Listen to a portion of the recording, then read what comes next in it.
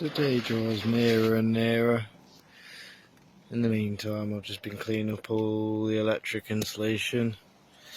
The problem is with these Chinese bikes, they are really built to a budget. All this tape in here, gone all over it again with some insulation tape because it's just breaking through. You can see bits of the wire all along the thing, all down it. Anyone that owns one of these bikes, Benelli TNT 125, and you get any electrical issues, get in touch. We can provide the service,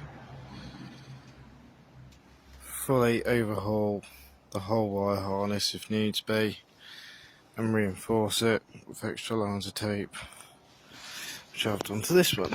So at the back here, it always cuts along here. Anyone that knows these bikes, check these areas here. Here's all been cleaned up, taped up. Fresh insulation along the whole thing. I'm not taking any chance on this thing. Same along here, you have to check along here. It's all been... I've all chucked an extra layer of insulation over that.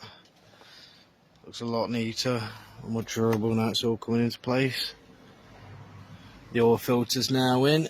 So we now have an oil filter in it. Put some oil in it tomorrow. Put the rest of the bits back on. And moment of truth time. Long awaited. Will it, won't it?